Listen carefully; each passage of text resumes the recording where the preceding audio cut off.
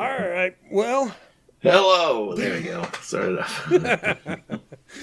I mean, we could throw everyone off and you could do the intro this time. I feel like I don't have a script to make sure I don't either. I make it up every time. Every time.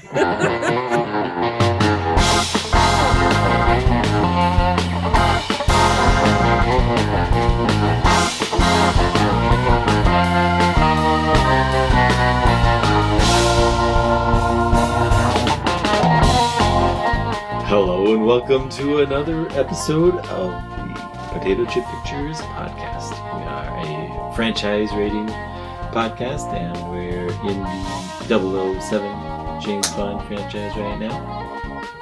Having just watched Moonraker. I don't know if this is the only Oscar award nominated Bond. I feel like it isn't. There's gotta be, well, Oscar is hard. But I will say the nomination is earned for this one.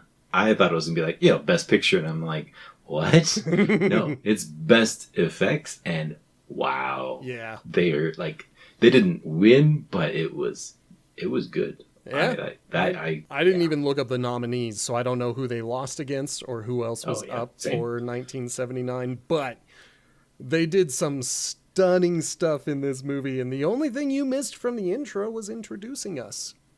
Oh. I'm Justin. And I'm B. Sammy Davis. Nice to hear you guys again. Yeah. So we are in 1979 with Moonraker. There's a couple of things I just want to get out of the way first. This is the last movie directed by Lewis Gilbert in the Bond franchise. He had previously done, let me pull it up because I had it pulled up. He had previously done You Only Live Twice, that seminal movie that was a little too racist, but also had the volcano layer and the most iconic version of Blofeld in terms of visuals, because so many people copied the cat and the bald guy and all that stuff. So Lewis Gilbert, he started off with, frankly, what was a very successful movie in its time with You Only Live Twice. Then he didn't get another one until The Spy Who Loved Me from 1977, which a lot of people say is among the best Bond movies ever. People say stuff. Yeah, it's not my favorite by any means. It's doable. It's fine. To me, it is the best of old classic era Bond. Like when I'm looking at everything that came before it, there are things that I enjoy a lot in those movies, in particular From Russia with Love or On Her Majesty's Secret Service. But so many other ones, they just didn't age well. And then you get to The Spy Who Loved Me, and I feel like that's a good starting point for most people today. You could just be like, let's just start here. If you like it, we'll go back in time and watch the older ones. If you don't, let's just go from here. We'll just see what we like here. And then finally, he does Moonraker, his third and final movie with a budget of $34 million. Wow, that seems like a whole bunch. That's $20 million more than last time. That is insane. But he returned $210.3 million on this movie. I'm saying it all. This whole movie, the budget and the production crew and all that stuff, returned $210.3 million in the box office. Well, I think he spent all that money on their effects, and they were top notch. There are some effects in this movie that were absolutely seminal. They were effects that changed the way movies were made. And then there's a laser melting the face of a dummy. And not quite. Yeah, that one didn't work as well, but we had to show that the British have lasers so that we can rely on that after. Yes. It's a movie where you can tell where we are in film history. And I bet you could guess what has happened in film history to make this movie happen. Star Wars. You're exactly right. Star Wars came out like 2 or 3 months before The Spy Who Loved Me. It changed the world. Originally, The Spy Who Loved Me was going to be followed by For Your Eyes Only. But because of Star Wars, they were like, nope, we are jumping way back to the 3rd book and we are doing Moonraker. That is where we are going, and we're going to go to space. We're going to have lasers. We are going to make we're going to make James Bond in Star Wars, if that makes sense. I can see that. At the 3rd act, it felt like maybe it didn't feel like that in Star Wars, where they can get to places really quick because they have the hyperspace. Mm-hmm. But in this one, it's like, oh, these space shuttles, they can get there in 20 minutes. Yeah. Like, it'll be fine. Sure, it takes NASA like 6 hours to get into space, but we'll do it in 20 minutes. This is one of those movies where I am right on the fence. There are things about this movie that are so good. They are so good. Among them, I will say the opening is probably my favorite so far. The pre-credits scene feels like its own little movie that kind of happens. Feels like the Dark Knight Rises. Like, oh, let's do a parachute jump and then we're into the movie. Yep. It doesn't quite matter to the rest of the movie. We just have to get the puns in, and we have to see Bond get activated. Yes, we do. And that parachute jump that we're alluding to is going to inspire so many movies to go forward. There are literally movies that were like, okay, these were the shots they did in Moonraker. We're going to do that here. Kingsman, the first one, is one of my favorites that did it, where you've got a bunch of people without parachutes jumping off of a plane and they have to get to a parachute or they're going to die. Like, that's it. And it's an intense scene, probably better than this particular scene in terms of the weight. But, you've got a green screen with Roger Moore being pushed onto the soundstage, but then the camera cuts and you've got real human beings filming other real human beings jumping out of a plane, fighting each other, and then putting on a prop parachute, which presumably is a real parachute that they put on, but they do have safety parachutes underneath this. But putting on a real parachute in order to pull a real string and get a real chute to deploy, all for the benefit of the cameras. And that is mind-blowing that at 1979 we had a movie that showed us that. I'll take that over underwater antics. Oh my gosh, yes. Oh man, and what sucks is the water also slows this movie down at one point. But we're getting way ahead of ourselves, and I want to get back to the idea that that this movie might be, for me, the most 5 of any 5 movie, where if I look at some scenes, I'm like, oh, that's a 10. That is a perfect scene. I loved that. Yeah. That was so good. And then there's other scenes in this movie where I'm like, that's a 1. That sucks so much. I think the centrifuge machine was probably lower. Yeah. It's exciting, but not. It just,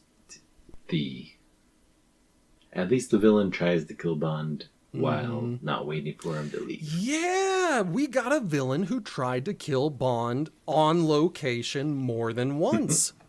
I'm proud of Drax. And I will say, Hugo Drax is probably one of my other favorite Bond villains. We've danced around it in previous episodes where we talk about an extremely wealthy villain trying to destroy the world. And I've always been like, yeah, that's an interesting concept, but I've never really pointed to anything in the real world. And then we get to Drax. A character who has built so many legitimate businesses and has tied many of them into world governments. And he is now just becoming a villain because he decided eugenics is the best and he's going to do it. And I think we have finally found our Elon Musk. I'm just going to get out there and say it. Hugo Drax is Elon Musk. I mean, a little bit of this one. I think a little bit of the last one where he does the triangle fingers. Yes. Like, all of these feel like that. Yeah. But in the last one, I still felt like that was a bit of a cartoonish character. Like, he seemed... he had a very subtle gimmick, but it was still there. And Drax is just a guy. Now, the primary difference between Drax and Elon Musk is we are led to believe that Drax built himself up from nothing. That he was a poor man that became a wealthy man, whereas Elon Musk was born into wealth, and that's a pretty significant difference. But I'm still gonna put that. This is where I put my foot. I'm gonna say Drax is who Musk based himself on. Whoever's writing him used so many fun multi-syllabic words. I slaughtered that word and I don't use them. You could not be a Drax. No. Like, they did a good job with his dialogue being... Yeah. Villainous. We keep looking at different villains and saying how good they are against Bond, and a lot of them have been really great. With the exception to the last movie, Stromberg, who didn't really work for me until later in the movie when I was like, okay, now I'm into him. But from the beginning, I was kind of against him, just found him kind of forgettable. Drax makes an impression right away. And one of the things that makes him interesting is that Michael Lonsdale, the actor playing him, he's 6 foot tall, so about as tall as me. But he was slouching to make himself appear much shorter. And that gives him this weird kind of physical presence on screen where he's both imposing but also frail at the same time. Like you're looking at him and you're like, he's scary, but I don't know why. And I think it's because of the way he decided to carry the character and portray him on screen. And I love it. I loved it. Drax, he's one of my favorites. When we write it down and we go through our ratings of villains, for me, Drax is going to be towards the top. I'm just saying it now. I think if they introduce characters to try and get us to root for him, I think Jaws will be the only one that gets my forever vote. Like, he's just lovable, and we'll get to those scenes. But... Yeah. Well, I'm gonna say Jaws is another one of those things where I'm right in the middle on this. There are some parts where I'm like, why do we still have Jaws? And then other parts where I'm like, oh my gosh, Jaws is the best. I just love this guy. And it's all in this one movie. Yeah, up until that redemption part where it's like, wait, is he getting a side arc? This is awesome. Okay. I'm invested in what happens. Then he shows up again and he still has the girl, and it's like, oh, it really is so charming. And so, like, yeah, I might end up pushing my rating up as we go through this movie, just because I'm like, there are some things that are so great and then other things that aren't. Well, I'm curious to know exactly which are the ones that aren't, because I didn't love the assistant that does try to kill Bond in the centrifuge. He gets killed in a piano. I think it was an unclear association for why do you have this one guy on your staff when by the end you have 1 million people on your staff. He's got all the henchmen in the world, but for the beginning of the movie he relies on one dude.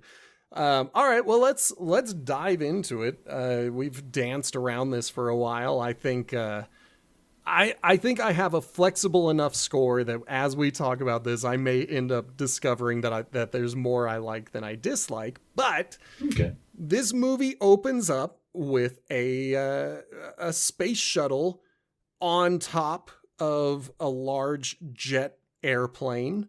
The space shuttle That's is inexplicably named the Moonraker. hijacked Yes. by men in leather jackets. Who were stowed away inside the shuttle. Never discussed again. Never pointed out again. Like, I don't think we will ever see those dudes unless they're just nameless people in uniform. I think that they are, and I'm trying to remember where we see them. Oh, I think you're right. I think we do run into them. The one more hijacking, time. the ambulance. They're the Yes. ambulance dudes. That's where they see. For some reason in my head, I was like, well, they obviously just went to the space shuttle, but no, they went to Brazil.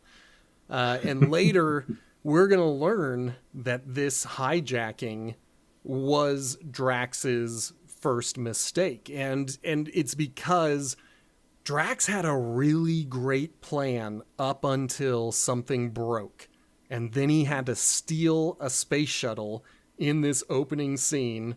And that's what kicks off all of the events that eventually leads us here. But if he had never broken it, the movie wouldn't start until there is something in the atmosphere killing people and people have to figure it out. Like, there's nothing that would give anyone suspicion of Drax. Yeah. For any reason. He certainly couldn't have just made another one and delayed the push for just 6 months. Yeah, like, give it a little bit of time, dude. You can build another one, but no, I gotta steal the one. But because the United Kingdom is borrowing the space shuttle from NASA, MI6 is called in. We meet M. He's given a briefing, and he says he's going to assign his very best agent, who is currently coming to England. He is on his way right now. For a shocking turn of events, we know where Bond is, and he's doing the right thing. So M must be tickled pink. But unfortunately, Bond's not going to get there. He's got to make out with a flight attendant first, and get the gun drawn on him. Yeah, the swiftness in which this scene turns, I'm like, whoa, what just happened? But as we said, there is this plane stunt in which, well, Jaws is going to show up, and I love the note that you said. Where did Jaws come from? He's just there all of a sudden. There. To remind you at the beginning of the film, ooh, he's here. Yep, he didn't die in the last one. He's still alive. He's not even dead in 2025. He's still somewhere. So Jaws is there. They get in a fight in the plane. Bond is pushed out without a parachute. He has to, in midair, find the pilot, steal his parachute, and then get out. Somewhere in this, Jaws gets involved because he also falls out of the plane. I can't remember his place in this action scene except that he crashes into a circus, which is the whole reason we've got our opening title sequence. I think he fights with Bond for a second and then they separate. I can't remember how he separates from Jaws. I remember Jaws is trying to bite Bond's ankle, and I remember thinking, like, that would be highly effective on the ground, but you don't need your feet while parachuting. So, but I think Bond kicks him off somehow. Something like that. All we're getting at is that he doesn't have a parachute. He falls. He crashes into a circus tent. And that kicks off our opening credit sequence with another song by Shirley Bassey. This one actually titled Moonraker. I don't like it. You do or do not? I didn't enjoy it. Oh. Yeah. Now, I will agree that the opening credits plus this song, thumbs down for me. I don't think any of it works. But I did listen to the song separately, without the movie and without any visuals, just the music. And it's a pretty good Shirley Bassey song. It's just kind of hurt by the fact that it's put in this Bond movie. I gotcha. So, I'd suggest giving it another listen just to see. I'll give it a try. I'll check out the rest of the Bonds and see which ones fail to make the transition from the screen and where they're worse on their own. Yeah, because I think there are going to be some of those where, for me, I think it is. No, I can't remember the name of the song. I'll have to also look through it and make that decision as well. But for this one, I do agree with you that as far as the opening credits go, it's a meh. And I think it's because I was so into the Spy Who Loved Me. I really enjoyed those credits. And then we get to Moonraker and I'm like, is there going to be a circus in this thing? Like, I don't remember any Bond movie with a circus. What's going on? I'm glad we're not ranking songs. It's not the best. I'm good to move. Yeah. Next. Because now we're into it. We're Bond gets his briefing. I can't remember if this is where he meets Q, but essentially we're told the end of the meet. Yeah. Yeah. The mission that we're getting though is to essentially go apologize to Hugo Drax at Drax Industries because the UK lost one of his shuttles. But the underlying tone is maybe it was an inside job. Like maybe there's something going on. Just look around. Your main mission is to put a good spin on this and make sure to save face for Her Majesty's government. But you're also a spy. I want you to look for clues. And that speaks to the way I think Roger Moore carries himself for a lot of the early parts of this movie, where he's very subtle, but he's definitely looking at everything. And I like that a lot. I like watching Bond be a spy. Yeah. I mean, that's understandable. I think sometimes the spycraft, at least on Sean Connery's end, was below par. Mm-hmm. But when you got a almost obvious villain in Drax, it's kind of like, why are these people around you? What is... Honestly, I was so confused over the people he kept introducing. Yes. Like 2 women. Were these the same ones as before? I don't know. he just... But it's at the beginning, I thought he was just really into women because we fly over the training academy that's all women. Oh, yeah. And then I think we see a few more women before we get to the 2 on the couch who are just presumably just hanging out with Drax, just keeping the guy company. Undercover astronauts. Yes. And Drax dismisses them, and then they have their chat where we finally meet a dude in the henchman Chang. And Bond is told, you're going to go meet my lead astronaut, Dr. Goodhead, and you'll take a tour with them and just be on your way. And then we get to one of the things I hate about this movie. And it is the meeting between Bond and Dr. Goodhead. Okay. And Continue. It's how misogynistic Bond is. He comes in there and he's like, I'm looking for Dr. Goodhead. Yeah, she turns around and says, I'm Dr. Goodhead. And he's like, a woman? Like he literally says, yeah, those are the words that come out of his mouth. You could act out a look. You could do anything, but yeah, let's spell it out for the audience.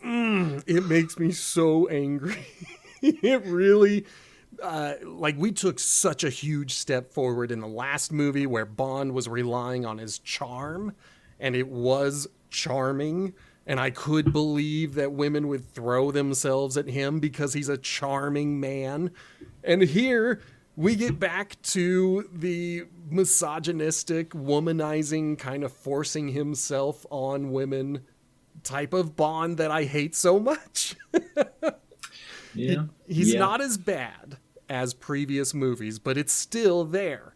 There are a few times where he forces a kiss, and I'm like, dude, like that was not consensual. It may have been consensual the second time, but that first time, that lady didn't want it. Mm-hmm. Yeah, I think I'm trying to remember what she says in response, because I think she does kind of snap back at him because she's credentialed at this point, but she's a later great we find out that character. To me, not NASA. Yeah. She has this great cover where she's like, I'm with NASA. And I'll be honest, I don't know if Dr. Holly Goodhead is her name, but we are never going to hear any other name except for Dr. Goodhead.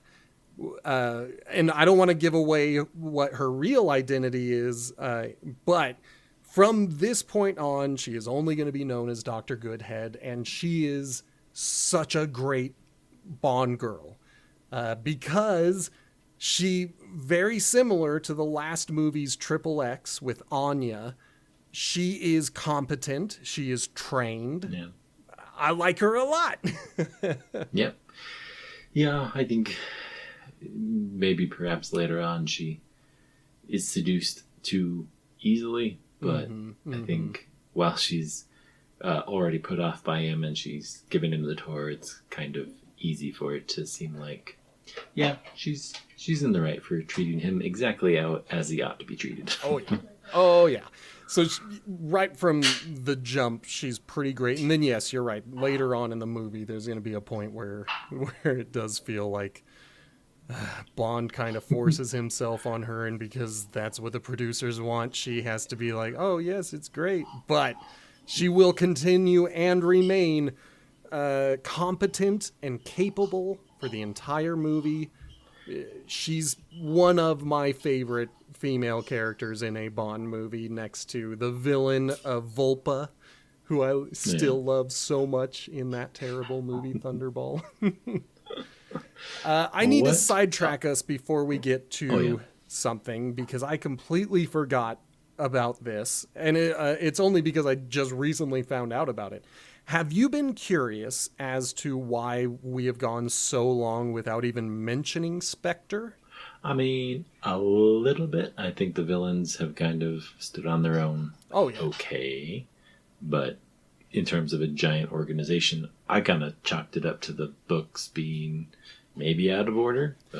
Maybe, but there is an actual reason, and that reason is a legal one. Apparently, at some point, Ian Fleming sold the rights specifically of Spectre to another filmmaker, another producer. And that person had an amicable relationship with Eon Pictures up until Diamonds Are Forever. And then there was a hard split, and Eon was not allowed to use Spectre or Blofeld. They couldn't even mention it in the movies. It was... So are those the non-Eon films that exist? Or? I don't think they are. I don't think this guy ever made a movie. I honestly, the way that a lot of people make it sound, they make it sound like this guy kind of conned his way into it. But I think that's maybe a little bit of historical revisionism, where they're like, ooh, but it's possible they were just friends, and Ian Fleming was kind of sick of the producers and kind of wanted to screw them over, you know? It's hard to pull together $20 million to make a movie. Yeah. And they did it with 14 more than that. But that's the reason they're gone. And then in 2013, MGM, who at that point owns the rights to Bond, purchases Spectre and Blofeld from the estate of that filmmaker. And that's the reason we're able to have the movie Spectre. But in my head, I was like, oh, surely we're going to come back to Spectre any day now. They're just way too important to ignore for this long. Man, And all the way till 2013. Yep. That's apparently Well, it. I mean, we'll see. Maybe that made it. Maybe that was for the better. Maybe they were able to get the rights at some point. It's just in my head, I was like, where'd Spectre go? And then I read that and was like, oh, it was legal, not creative. That's why they got rid of Spectre. They would have kept doing it today, every movie. Well, I mean, if we conclude that sidetrack, I was curious about your individual scene ranking for the centrifuge. Okay. Oh man, this scene, I like it. I'm gonna say I like it. You do? I do. It's one of those scenes that has lived rent free in my head for most of my life. When I see a centrifuge, when I see something that gives you a lot of a lot of G's, I picture Roger Moore inside of this centrifuge, and I don't know why. It's not great. It's probably not even good. It just lives in my head. No, I mean, you got to stick with that. I'll give my case for why. I mean, it could be cut. So, this is when Goodhead is giving Bond the initial bits of the tour and talks about it, and Bond speaks like he knows what he's talking about. And as they're walking towards the machine, there's a boom in the shot, and it ruined it. 1 out of 10.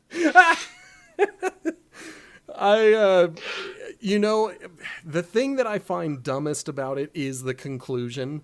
This is another one of those situations where, by all accounts, Bond is dead.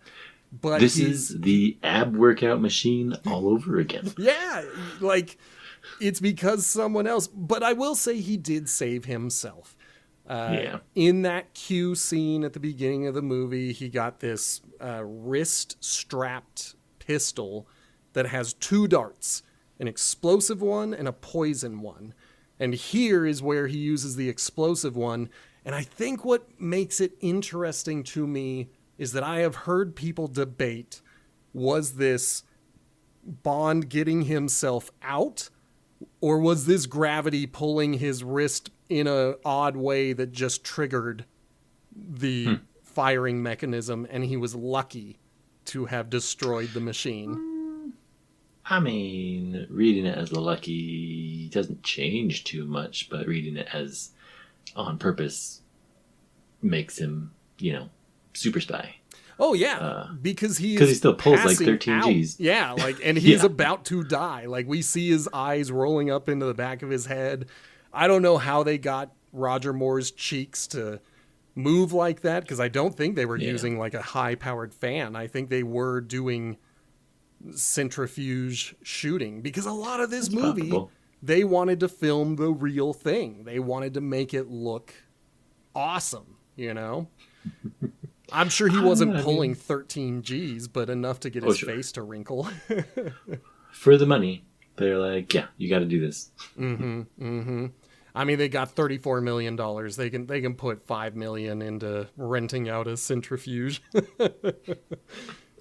But it was Chang, the henchman, who had the idea of dismissing everybody and pulling Dr. Goodhead away. In my head, I was remembering falsely that this movie had Dr. Goodhead trying to kill Bond, but no, she is distracted. She has to leave. Then the guy in the operating chamber has to leave, or the operating room. And they are Chang nearly got Bond. So that's the other reason I kind of think about it. After Bond shoots it, he does pass out. So also in my head, I'm like, well, here's a part where Bond could die. He's just asleep, but fortunately it's Dr. Goodhead who comes in, and Chang never even left the observation room. I do think it's kind of, what do you call it?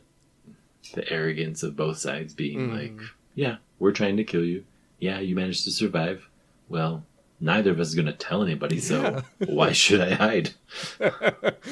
Yeah, and Bond is still there. Like, he presumably has to stay on property overnight because he then he does. forces himself on another woman, the personal pilot. It's big sight indeed. Yeah, like, it wasn't quite... I didn't quite know what to make of the helicopter pilot because she seems like she's just an employee. Yeah. Maybe not like a diehard eugenicist. Just someone collecting a paycheck. Yeah. And she doesn't seem to know anything about much. She implies that she's illiterate. I don't know if it was for the joke or not, but something about reading, and I can't remember exactly how she says it. But it's like, so can she not read? Like, yeah, how did she get her what are you pilot's doing, license? Yeah. Could be just the pun, but yeah, it's got to just be the pun. But somehow Bond flips her because now she knows where Drax's personal safe is, and she leads Bond through the estate and right to the safe where he uses another Q-Tech that wasn't introduced, looks but cool. we can assume. Yeah, and it's very cool. And it has this X-ray screen so we can see what's going on inside. Like, it's a cool piece of tech. I'm going to give it that. But now Bond has blueprints for some glass being made in Venice. And that's where we're going to go with Bond next. He takes a picture of that with a spy camera that says 007 on it. Yeah. Pretty, and it made me wonder, nice, personalized. Do they brand every 00 agent's tiny camera? Maybe. This is my 002 spy camera. Yeah, but, you know, we gotta kill our first woman. The pilot is taken to Drax, and Drax tells her, no, I think she's after Bond, because Bond is like, I want to leave. He goes to Drax. Drax is like, I'm shooting these things, and it's so much sport. And Bond's like, not for the birds. And Bond does that famous pivot turn, shoot with the rifle, and Drax is like, oh, you missed. And it turns out, no, he got the guy who was in the trees, who was gonna shoot Bond. It's a mess scene, but it gives us a pretty brutal murder by dogs. And yeah, I'm trying to remember the order because... Yeah, I think I have it out of order too. How does Bond get home? Because, let's see. Where is the dogs? So we only meet the dogs twice. The first time is during that initial meeting with Bond where Drax lays out the stakes and the dogs sit there, and then he snaps or whistles or something to show how much control he has over these dogs. The pheasant hunt happens right before she gets killed by dogs. Yeah. And then after the pheasant and the dog killing, they end up in Venice after those glasses. So I have no idea how Bond got out. Presumably Drax has another pilot, or maybe Bond got out by car, but he gets to leave. Yeah. The pilot does not. Yeah. You don't actually have stakes in this. You just get a W-2, so yeah, sorry. You're fired, sorry, and I'm going to keep the pension. I do like how scary the dog attack is. Yeah, I kind of hoped that Bond would show up, but it was very sad. Yeah, and it's sad, it's visceral, it helps, it communicates effectively. He's actually ruthless. Yeah. The only thing that sucks is that now the dogs are done. That was a one-time gimmick. Sorry, everybody. We're done with killer dogs. I mean, I feel like... Oh, there's one more animal in the show where the giant snake is in the water, and I thought it looked like a regular real snake, like giant python, but I mean, I guess it would be. It's a big Could be rubber fake. snake. There Okay. is a real snake that they have for individual shots. But when Bond is getting wrapped up, that's a big rubber snake. And it's an effective Again, those effect. $10 million of effects. Oh yeah. There are other movies that in the future are going to use big rubber snakes to effectively communicate being attacked by a python in the water. Because you just get the actor to spin around and they will naturally start wrapping themselves up in the big rubber snake, but it looks like they are being attacked by a big a big python. And so I like the look of it. It's one of those things where, I'm not going to laugh at someone who's like, wow, that was a real snake. I'm going to be like, it's not, but it's a great effect. It's a really good effect. All those real space shuttles, all those real space stations, all those real lasers. That's what they save their money for. We got to go to Venice to see the hexagons that are now turning evil. Yeah. Evil-agons. This is the part of the movie that has simultaneously some of my favorite scenes and some of my least favorite scenes. Like in Venice, Spell them out. Let's do it. Yeah, I love the glass factory. Bond goes in, there's an assistant there, and she's like, help yourself, just look around, have a good time. So Bond's given free reign. He's just able to walk around. He even grabs one of those hexagons in the glass blowers area. So, like, no one's stopping him. Minimum wage mentality or something. They don't pay me enough. Just take a look. But she does show up later, so she's a true believer. Oh, yeah.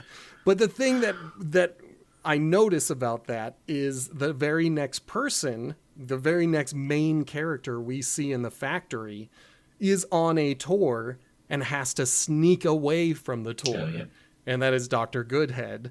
And I'm like, you work for the guy who has a contract with this place. And I'm pretty sure Drax owns this glass factory. Probably. Why are you sneaking around? You're on payroll. What's going on? So the dude who they are trying to kill gets to roam however he wants, and the person who is running the space operation is not allowed. So that's the first thing I hate. Oh, you hate that part. Wait, Yes. I thought you said you enjoyed the glass factory, but I liked part of the glass factory. Yes, No. I liked parts of it. I really, later on, we're going to have a fist fight that is part comedic because during that tour, we were told that these are, hundreds of years old pieces of glass. Super expensive. Yeah. And they are going to proceed to destroy everything in that room. Obviously, it's not all legitimate glass that they're destroying. Sure. It's a lot of brand new stuff.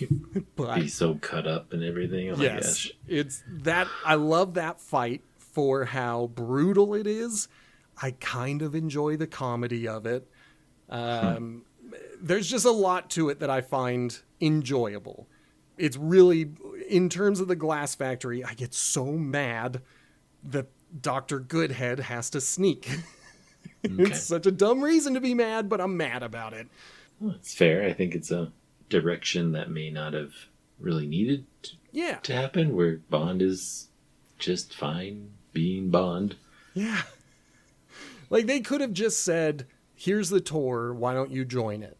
And I would have been like, okay, this makes sense. And then have Goodhead walking through the laboratory.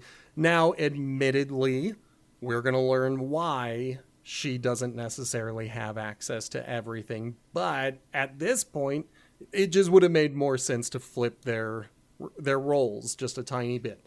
I do like the somewhat slow laboratory infiltration. My only criticism is that it is a bit on the slow side, but otherwise it's pretty good spycraft.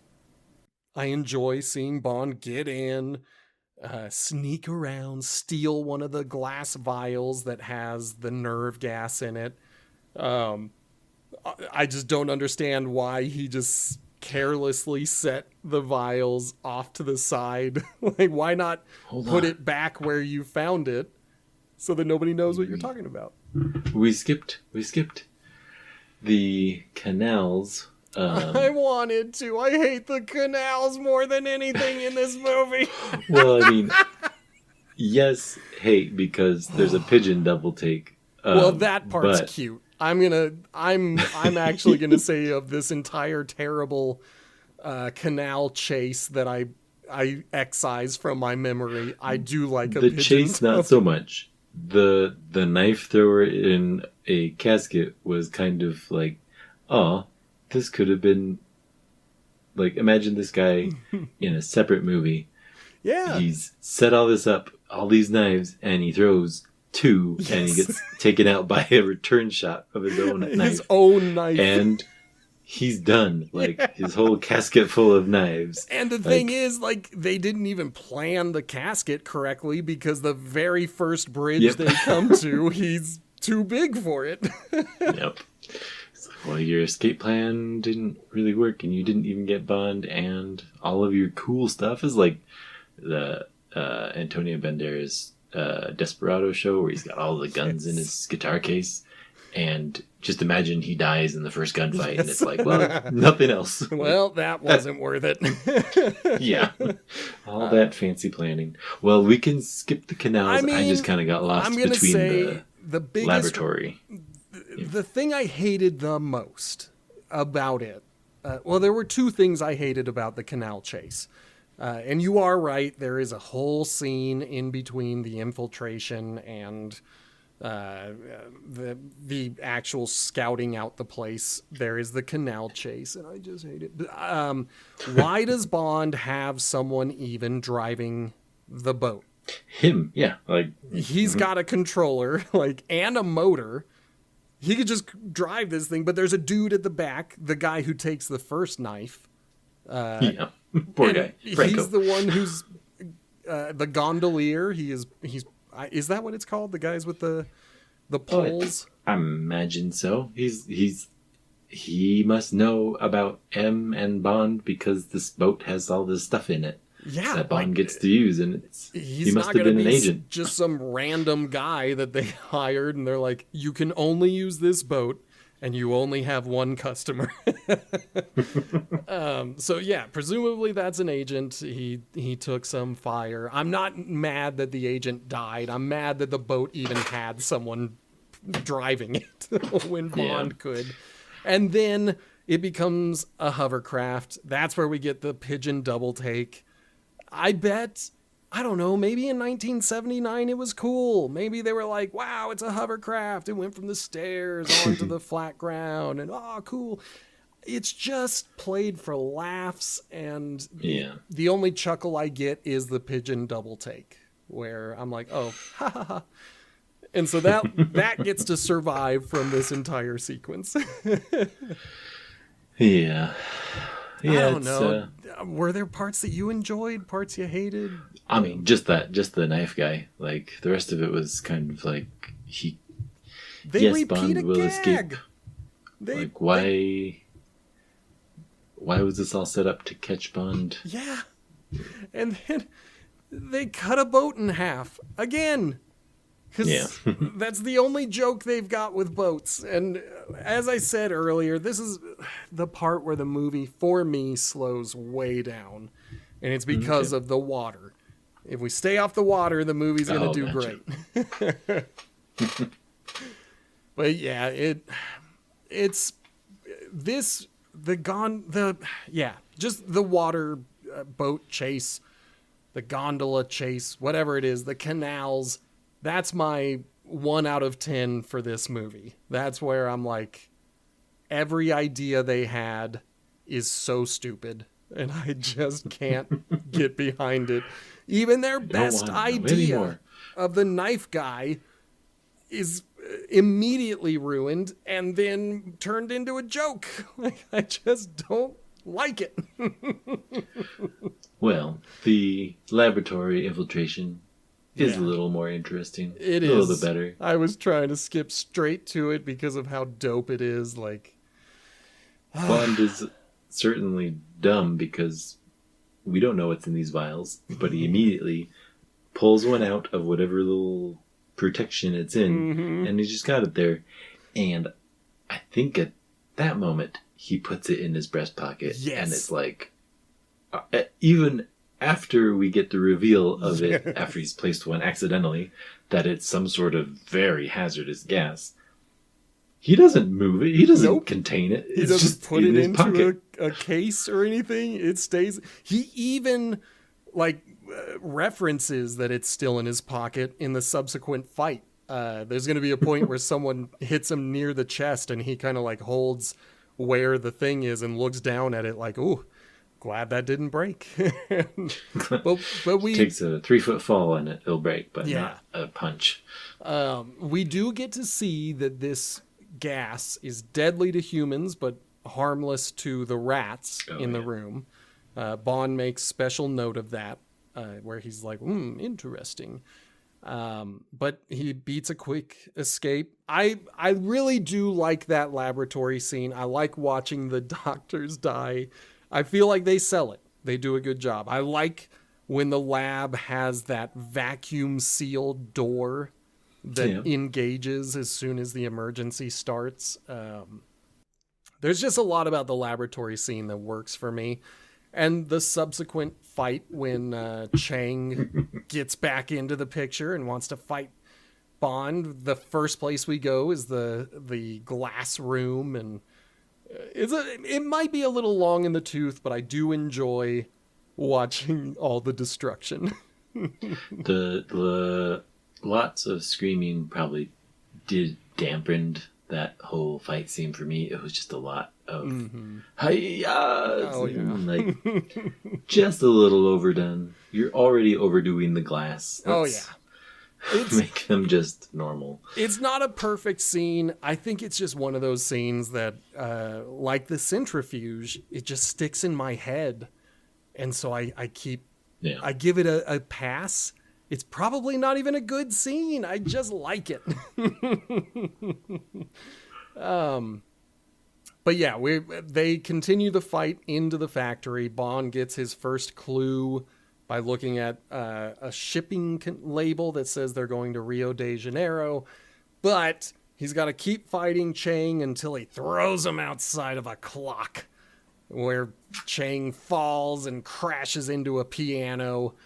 And manages to go straight through it. Yeah, horrifies all the patrons who have just been eating their Italian meals and listening to this music in this beautiful setting. I feel like Bond says a quip, and I can't remember what it was. Yeah, I think he said like your time is up, or bad timing. I think it was a musical pun that had to do with time, because he had thrown him out of a clock. Yep.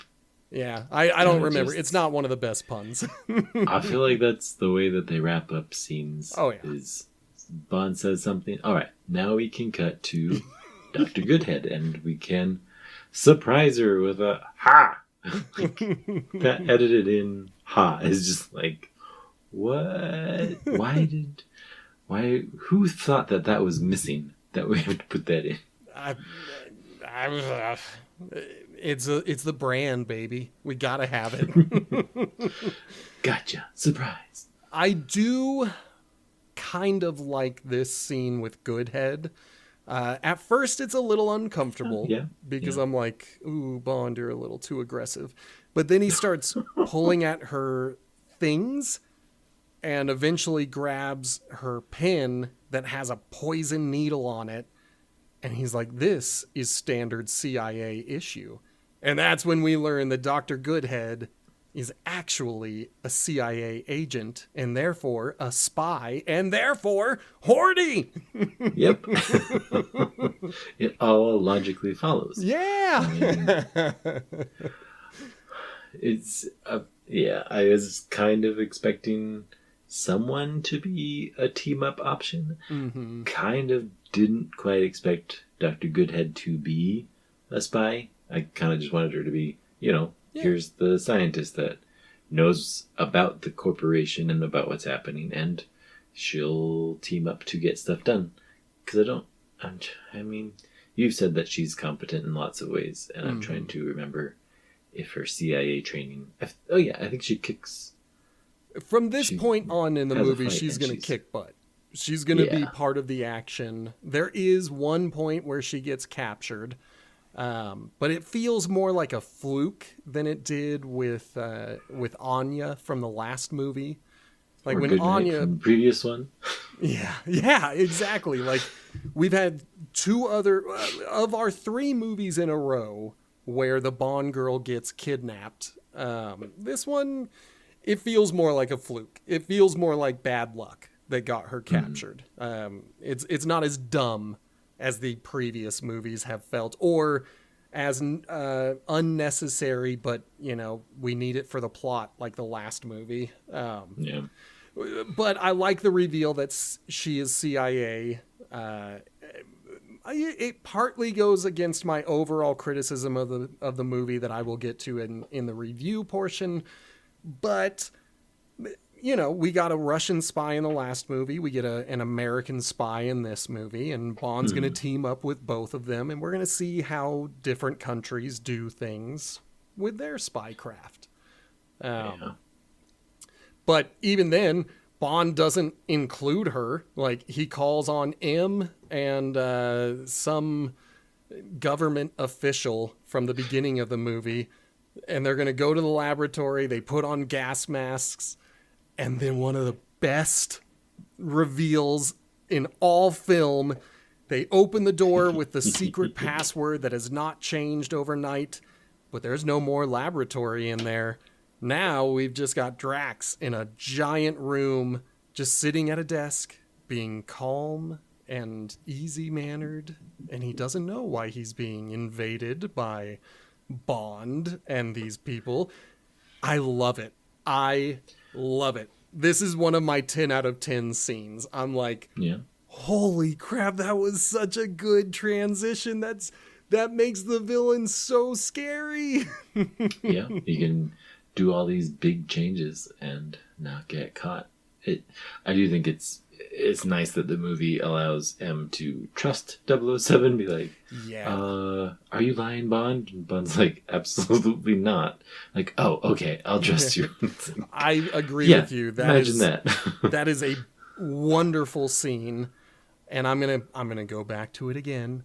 Whenever we're looking at these movies and trying to talk about the behind the scenes things, a lot of people will point to the scene where M and Bond are speaking personally. The other guy has left, and Bond is like, I am being honest with you. Just please trust me. I'm not playing games. Take this to Q, have him analyze it. And that warmth that you get from Bernard Lee, the actor playing M, is often shown as, like this really wholesome final moment for the character. And that's brought up many times because next year he is going to be diagnosed with stomach cancer and will die. This is our final Bernard Lee as M in a movie. I did not know that. Yep. I've been holding it in my back pocket for the perfect moment.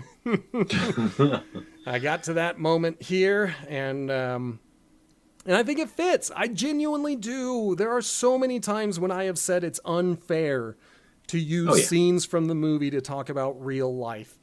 But so many people talked about the warmth that Bernard Lee had for the character and for the production. And even though the next movie had started filming, he was devastated that he couldn't be a part of it. And they decided not to recast him there. They're going to have a line in the next movie about him being on leave because he is M even into the next movie. Like, even without the actor. Been M from the beginning. Like, from day one. And been Moneypenny. I don't know how much longer she has, but I think she's going to stick with us for a bit.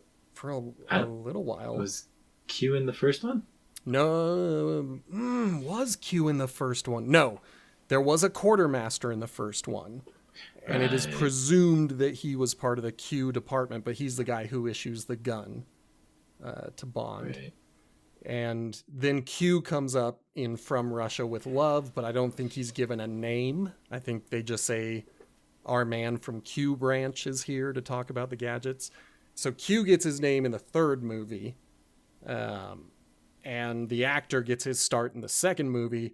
M and Miss Moneypenny, I think, have been there from the beginning. And this is the end of Bernard Lee as M. And I'm excited to talk about the character when we get to it. But for now, we now just have to put our faith in M and the Q department, because Bond, he's got to go to Rio de Janeiro. Like, M is on his side. He says, all right, keep going on your mission. You keep doing what you got to do. But we do get a cute scene. I forgot all about it. And I only remembered it because earlier today I saw someone talking about how much they hated the scene. And I was like, you're completely wrong. At one point, Drax needs to replace Chang. And so he calls a hotline for henchmen. Oh, yeah, he does, yeah. And they're like, we don't hear the other end of the conversation, but Drax is like, oh, well, if he's available, I'll take him, of course. Presumably meaning Jaws, because that's who we're going to meet next. But I really do. I find it so charming that in this universe, villains can call a henchman line. And they fly out on the fastest jet, the Concorde, and they go through the metal detectors and set them off and just intimidate the people into not checking them. I'm sure he probably had a gun on him. Oh, yeah. But it's his teeth that set off the alarm, so they're just going to let him pass. But Jaws doesn't need a gun. I don't know if we've ever seen Jaws use a gun. He may have held one. As I think about the movies, there might have been a point where he held a gun, but he has never pulled the trigger on a gun. Yeah, he's always just his Jaws. And it's his name. It's his gimmick. It's what he's going to do. And oh boy, am I glad that he's here. But I don't love the agent who appears, who is backup for Bond. What was her name? Manuela. Yes.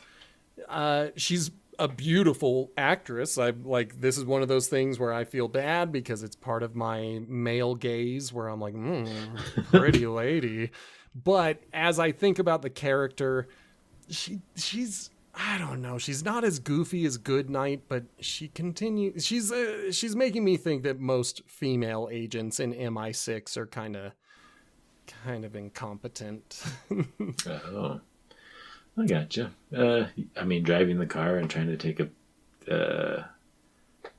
SLR photo. That's At first, I was like, she's lying. She's a villain. Like, Bond, don't trust her. She's one of the baddies. But nope, she's a goodie. Like, she's on our side. She's on our side. Just worrying next to nothing. And, what are we going to do for 5 hours until Carnival starts? That's the other one I hate. Oh, my gosh. Yeah, yeah, so that's one of the things I'm not a huge fan of. She is in an iconic scene coming up that can never be taken away from her because it really is a dope visual and it works so well. Scary clown. It's like, I wonder, it felt like a horror show, and then I was like, oh wait, Jaws is on the scene. Okay, that's just Jaws. I was like, if it was anything else, it would be scarier, but it's just our big old lug. Yep. Who gets thwarted by crowds, I think 3 times? At least 2 times. At least 2, yeah. And the last one taking him fully away, and he just gives up on the assassination. He's like, all right, well, I guess I'm partying now. I don't even know what they are infiltrating in the carnival, but they get into an alleyway. Bond breaks into somewhere, and then we get the scary Carlos clown that you Wilmsburg, mentioned. Yeah, the export-import people that were the Clue back in wherever they were. So it's more spycraft. It is overall good. It's just my brain is only thinking about Jaws. Like, I really I don't did feel care. like the Carnival bit in Brazil must have been just like, what do you call it? Coincidental? Like, oh, this is happening. Like, okay, let's plan it around here and like need some extras, but like there's so many people, unless they hired all these things, that's a lot of people. Well, I do think they reuse some extras, because I think if you watch the at least 2 times that a crowd distracts Jaws, I think we see a couple of repeats, but I don't know. I'd have to watch it again more closely. Well, the procession of all the people dressed in white looks like it goes on forever. Oh yeah, it is a lot of people. Yeah. I remember the second interruption. The second interruption is Bond leaping onto Jaws, because that is the iconic moment where Manuela is fully picked up by this giant of Jaws. And he's coming in like a vampire. He's going for that neck, baby. And Bond sees it, jumps on him, and stops him from killing her. But it's seared into my brain watching Jaws get ready to take a bite out of the lady. Like, oh. Yeah. Bond manages to save this one. Yep, and then a crowd manages to save them. I don't think then she disappears. Yeah, I think she's just out of the movie at this point. Like, I think Bond goes alone up the cable car, and there he just runs into Dr. Goodhead.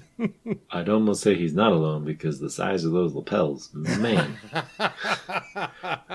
He whole nother suit. Yeah, he brought some backup. I don't know why Dr. Goodhead is up there. Like, they just run into each other. Like, she's also looking at the airport. Yeah. She's been watching the planes leave with all the stuff, but where does she get that clue? She's just there. She's just there, and that's fine, because now they're going to do a lot of stuff together for a little while anyway. But it does feel like, where did Manuela go? Like, why is she just gone? And now we're back to Dr. Goodhead. Like, why didn't Dr. Goodhead come along? Why did they have to separate? I don't know. It's a great and iconic moment. Manuela almost getting eaten up by Jaws is a very good visual. Just doesn't work for me. She looks so much smaller than him. Oh, yeah. She looks so big. She's itty bitty. And then the woman we're about to meet, who has a very exposed neck, is also itty bitty by comparison. But we don't meet her yet. We're going to meet her very soon. We gotta go to the top of the cable cars where Bond and Goodhead talk. But oh no, Jaws is coming. I was kind of like thrilled that they get to reunite, because it feels like the only continuity in this is him and Bond. Yeah. Like, oh, I know Jaws. Oh, hey, how you doing? Oh, they're the real couple of this movie. Exactly, yes. Every best scene is when Jaws and Bond come together, and we're like, yay! Oh, we'll get to it, but man, my rating of this went up when Jaws finally gets his arc. Yes, and it is quite the arc. And I'm going to say, this is one of those movies where as a kid, I might have been a little bit crappy to it because of Jaws. I was like, I don't like it. But the older I get, the more I'm like, Jaws is a dope character. I loved him in the last movie. I'm loving him in this movie. They fight on top of cable cars. And I will say the setup to the fight feels like the longest setup in the world, because they have to go and meet. It's such a dumb setup too, because Jaws gets to the top and he bites the cable for the cable car, presumably stopping it. Well, one cable. Yeah. And in my head, I'm like, oh wow, the whole thing's going to fall, and we're going to get this awesome stunt where the cable car is dropping, and we've got to see how 2 actors get out of it. No, it just stopped. That's the end of motion. And it doesn't even make sense, because the other car can move. And the start of this fight never works in my head. But then the fight itself, I really do get a kick out of. Yeah, I think it's all right at the top. It always seems like Bond and Jaws are evenly matched, even though he's so much bigger than him. Oh yeah, and so much stronger. It's just like strategy that Bond has, and that's really it. I did wonder if, like, we get Oddjob in GoldenEye N64. Do we get Jaws? Is Jaws in there? I don't remember. I've got a quieter keyboard than you, so let me look it up. Well, I do enjoy that the cable bite seemed like a good character confirmation that he's just this strong. Yeah. He's just this dangerous. And we saw him do it with a metal chain last movie. Now he's going to do it with like a 3-inch thick metal wire. It's like a bridge. You can hang a bridge off of that. It's I do love that Goodhead asks him, "Do you know this guy?" And he's like, "Not socially." It's like, I've met him before. Line. I don't usually love all the stuff that Bond says, but man, that one tickled me. Oh man! All right, just circling back to the GoldenEye video game. Jaws is playable in multiplayer, but you have to unlock him by completing the bonus in the Aztec Complex mission. Interesting. And I think that's how all of the playable characters in multiplayer were. There were single-player challenges that you had to do, or you could just punch in a code, and then it's there. But yeah, they have their fight. I really do find it kind of dumb, but reasonable that Goodhead tries to get involved, but just gets knocked aside easily by Jaws. And I get that the whole thing they're saying is like women are dainty and that's how it is in that universe. The part I don't like is that she's a CIA agent. Like, she's not dainty. She is capable and powerful, and one hit from Jaws and she's out for half of the fight, and then she'll get up at one point and get knocked out for the rest of the fight.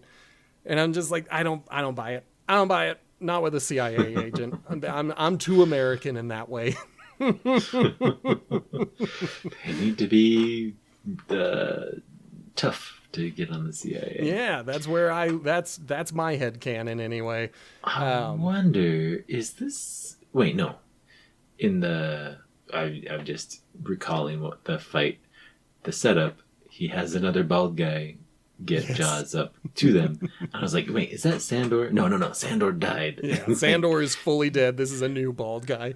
But oh man, you can find it on YouTube, dear listener, but there is the end of the cable car scene. The end of it is a chase.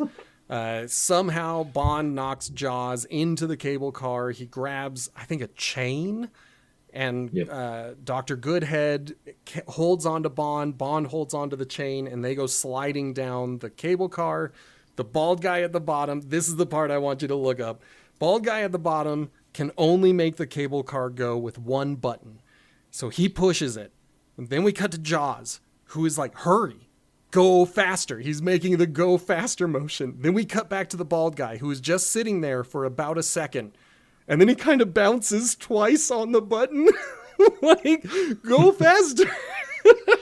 Man, I love it so much. Oh my gosh, I love it so much.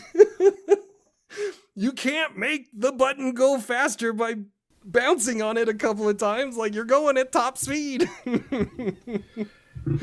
It's cute. He does almost catch up, but yeah. Yes, they are smart enough to jump out of their chain hanging before Jaws gets to them, and they do it late enough that our bald guy in the control room is not able to stop the trolley car, because in a spectacular visual effect, a trolley car goes crashing through the station with so much plaster and debris just falling around. Like, oh man, I love that. And I love what comes immediately after when, of course, Jaws survives because Jaws is unkillable. Oh, man. And then we get one of the most dumb. interesting things in the world. So there is a little girl, not a little girl, just someone about the same size as Manuela. We've got this blonde girl with pigtails and glasses. She's got a low-cut dress showing a lot of cleavage, but especially a lot of neck. And we know from the very last scene that Jaws loves taking a bite out of that neck. It's so silly that she's checking to see if he's okay, and they just click and they hold hands and what do you call it? Frolic off, basically. Yeah, it's so adorable. Like, wait. James Bond is somewhere. Wait, Jaws. Wait, hold on. You're not done with your mission, Jaws. Like, what are you doing? I'm fine. It's like I met this pretty Brazilian girl, and let's go check out the beaches. And that's the thing. Like, the pretty Brazilian girl looks like a pretty Swedish girl. Right, yeah. But it's adorable. I love her. Apparently, the character's name is Dolly. Maybe it gets said once or twice in the movie, but I do not remember it being said. I don't recall it being said, no. Yeah. But the thing that makes Dolly so interesting is that there is a Mandela effect in this scene. So, have you ever heard of this Mandela effect from this scene? Or is this your first time watching the movie and therefore first time experiencing all of it? First time experiencing, seeing. I didn't know that Jaws ever got a girl. Like, okay, good. Then I'm going to test you. Okay. When Dolly smiled back at Jaws, because Jaws gives that big gleaming smile down at Dolly, and Dolly looks up and smiles at him. Is there anything significant about that smile? More specifically, did she have braces on? Oh. I don't recall. I don't think she does. She does not. She does not have braces on. She never has had braces on. She does not have braces on. It would be a poetic image for Jaws to have his big metal mouth and this beautiful woman to have big metal braces, but it does not exist. That would explain a little better the frolicking, like, this person can see me, can see through my metal teeth. And it's a poetic idea that does not exist. It is all fictional. It is the Mandela effect of this movie, where a lot of people remember Dolly smiling back at Jaws with big braces, showing that they truly were made for each other. And that's not the case. The only indication that they were made for each other is the fact that Jaws is unable to lift up the gear that is pinning him down, but with Dolly's help, he can. So their only connection is strength. Genuinely. That's it in terms of the movie. It would be wonderful if she had braces, but I'm sorry, people, she does not. I mean, that's the start of the gold thread that holds me through the rest of the Act 3. You know, and I gotta tell you, I'm with you. I think I do think that from the moment we meet Dolly to the end of the movie, I don't think there's anything I dislike. There's things that aren't very good, but I still like them, and I forgive it. And I think Dolly is the turning point for this whole movie for me. I'm like, give Jaws a life partner who's going to be awesome. I'm so into this.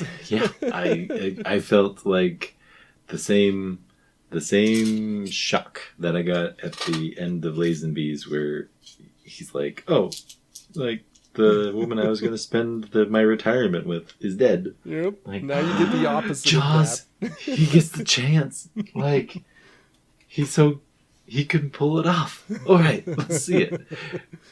And he just stays sweet on her, and it's very effective. It is, and it is that perfect opposite of Bond. Before, he was the opposite of Bond because he was just a hired hitman who had no loyalty to anything. Now, He's a guy who can fall in love and keep his woman alive.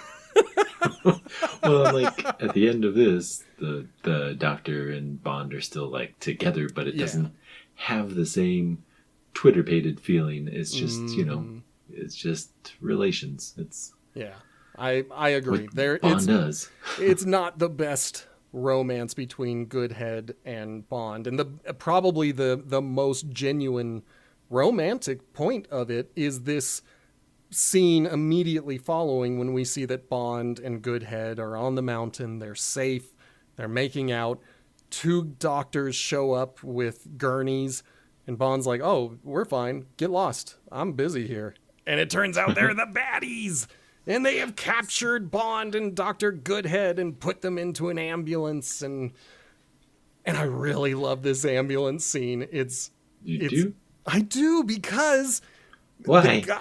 The guy in the back is watching both a captured Bond and a captured Dr. Goodhead, and every time he turns to look at one, the other starts working on their escape. And I love it, because I believe it, and I'm into it. Okay. I can see that. And this is why I said it's only luck that Goodhead got captured. I think the scene itself doesn't feel like a weak point. The Bond escaping and Goodhead still captured, leading immediately into some Clint Eastwood poncho horse riding to M's Brazilian base. Okay, you're right. There is one thing I don't like about the last part of this movie, and it's that transition. It's a very like Back to the Future Part 2 or 3. What is happening? I really had to pause and go back and be like, so he escaped. Is this Bond on the horse? Who is this? And they go to some place. Bond sees fighting monks, and then he finds Moneypenny, and it's they're in Brazil. Remember, we're in Brazil. What is happening? They just flew down so that he wouldn't have to go back to England to find out where Goodhead is being kept. Not where Goodhead is. He finds out where the toxin comes from, because it's from a rare orchid that only grows in these specific parts of the Amazon River. And it was thought to be extinct. And so they're like, well, the best place to look would be where it's indigenous, but it's probably not going to lead you anywhere, because that's a dead plant, dude. Like, good luck. And I don't know that I much love more like cues here, but we get the laser melted head and we get information. But I hate the lasers in this scene. I get it. It's foreshadowing. I just hate it. If they had like video conference calls, like M would not be in Brazil. Just like maybe in 10 years, like when we get to the 80s, they're going to be like, we're going to have video calls in the future. Let's have video calls now. Like, and I don't know if or when that will happen. I'm just pretty sure that Bond had video calls before the rest of us did, but they don't have them in 1979 because MQ, Miss Moneypenny, and presumably all of MI6 needs to relocate to the Amazon jungle for Bond's briefing. But we get another really fun Jaws scene. I really like the Q-Tech boat. I think it's a cool looking boat. Yeah. It looks like a Batmobile. Yeah, like it is. Batmobile was the perfect description for it. I kept trying to figure out, why do I like this so much? And it's because it looks like a bat boat. It's armored. I feel like I enjoy the pun of what, it feels like pun to me. The boats that are chasing him are shooting off like mortars. And so it's like, instead of a motorboat, it's a mortarboat. It's like, I gotta love that. Oh gosh, I'll give it to you. Fine. I'm glad that they make giant explosions. Yeah, the explosions are cool, and it kicks off another boat chase, and the boat chase isn't the best thing in the world, but frankly, after what we saw in Venice, it's a miracle that it didn't kill the movie to go back on the water. So, this one's not slow. Like I feel like it's kind of nonsensical at the end, but getting to the end, the whole action, it kind of works. I really love how low the boat rides on the water, because Bond is sitting in it comfortably. But when we get these external shots, there are really low hanging trees.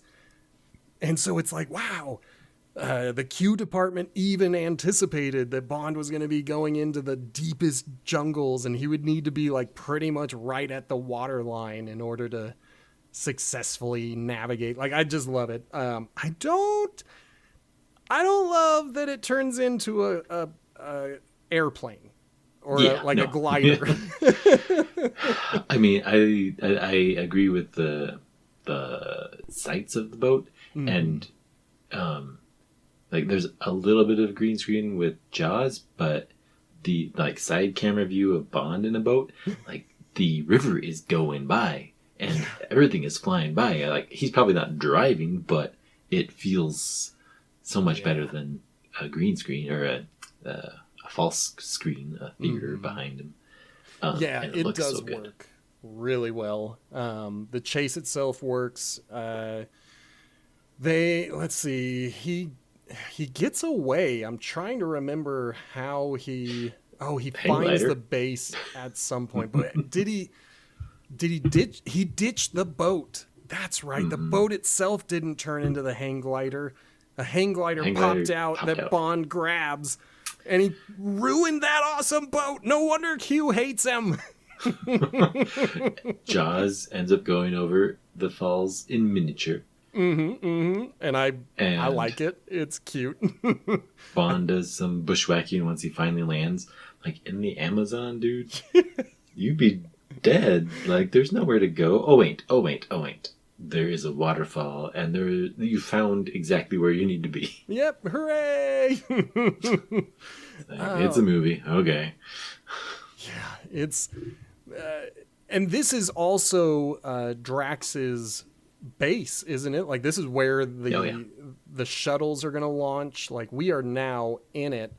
I cannot remember most of this. I'm trying to read the wiki to remember where we are, and all it says is Bond gets captured by Jaws, and I'm like, wait, when?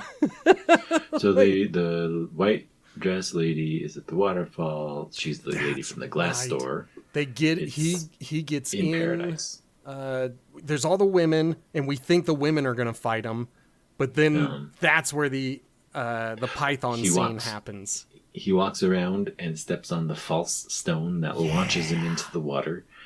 I will note that I was not a fan of the 70s haircuts on any of these people. Dude, you and I are totally different. I've got a soft spot for 70s haircuts. Ladies, if you ever want to see me blush, rock that 70s haircut. I mean, earlier Moneypennies felt very 70s also, but I didn't mention it. But the rock launches him in. The giant snake looks very real. It's a great effect. I am never going to talk bad about the python effect. He has that pen injector from Goodhead and stabs the python. And presumably it still has poison in it. Jaws launches him out of the water. Just grabs him. I do love how he just bodily picks him up. Just like, it reminds me of The Princess Bride with the shrieking eels, and Andre the Giant just picks up Princess Buttercup, and he's so massive compared to this wet, fragile thing, and that's how it looks with Bond. You're like, whoa. But yeah, now he's captured. Drax reveals his plan. This is where we finally learn that the entire reason Drax stole his first shuttle at the beginning of the movie was because he broke another one. And he just didn't have time, I guess, to build a new one. He was like, nope, sorry, got to steal one. Strict deadlines for this non-Spectre, non-organization. Yes. Yeah, like that might be my only real criticism with Drax, is that he feels so much like Blofeld, and all of the organization behind him feels so much like Spectre. It's like all that I could think of when they were not quite touring the facility, but in that place, was that this feels like the volcano lair. Yeah. Which, when you mention that's the director. I'm like, he likes volcano layers. Yep. Layers of any sort. Well, and this is also, so the original production team, including Ken Adams, who did the interior set designs and whatnot, this was their last movie. And Ken Adams really had a flavor in the Bond franchise. He loved those big, gaudy sets that were highly impractical, but very visually stunning. The best of those being the MI6 conference room, where everybody comes in and there's this giant map on the wall just to show us a circle. Like, so impractical, but so Ken Adams, and I'm so into it. And this is our last time that we're going to have a Ken Adams set.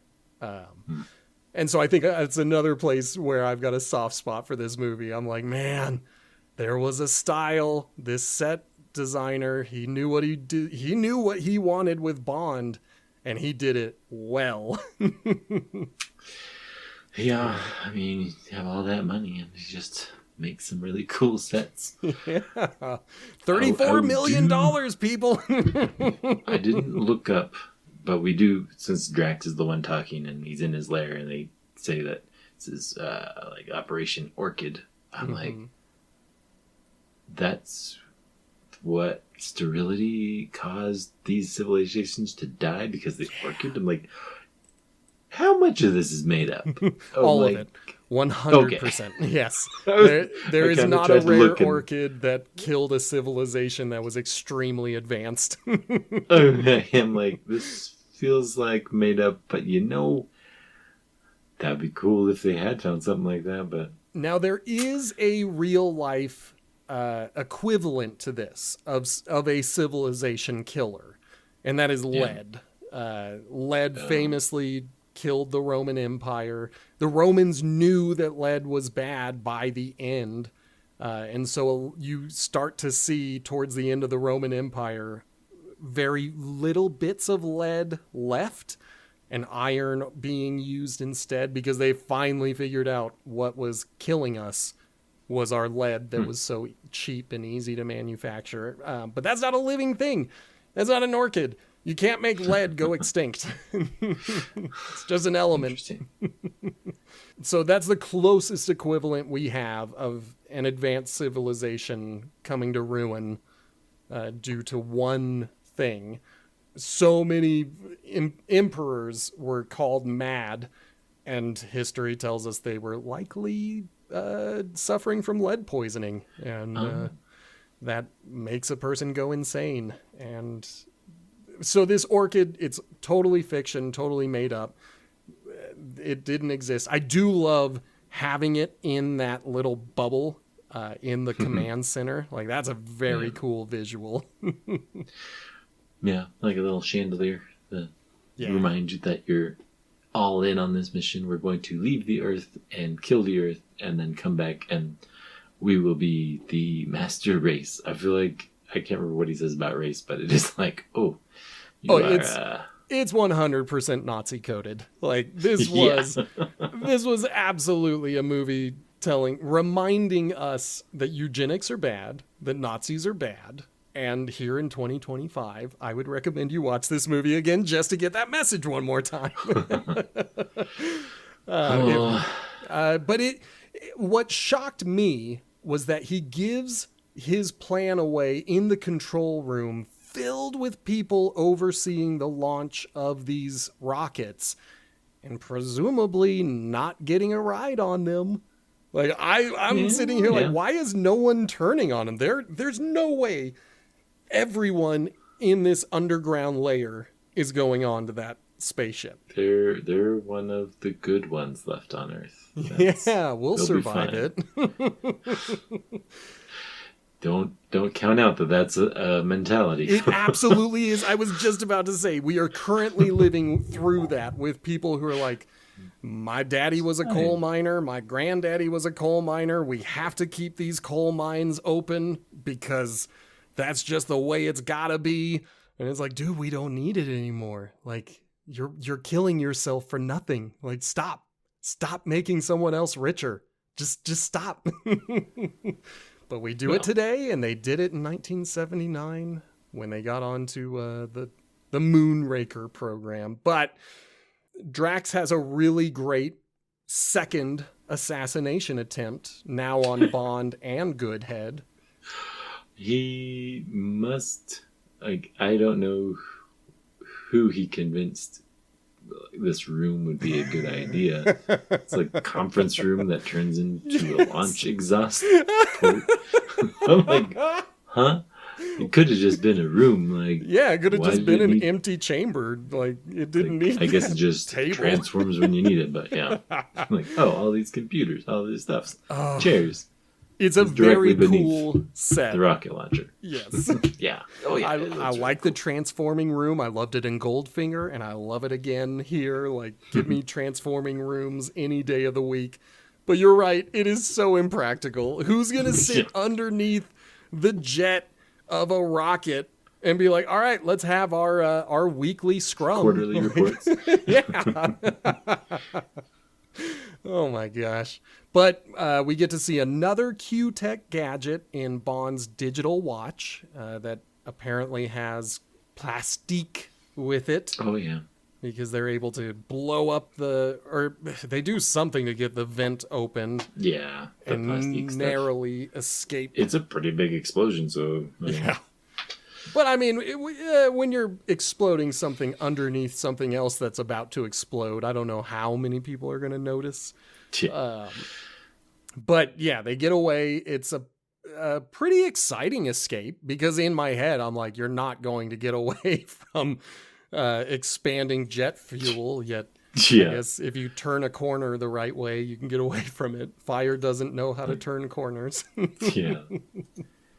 8 seconds beforehand. Yes. I did get a lot of energy of, like, Elle Woods when she wants to go to Harvard. It's hard. They're going to just disguise themselves and fly a space shuttle.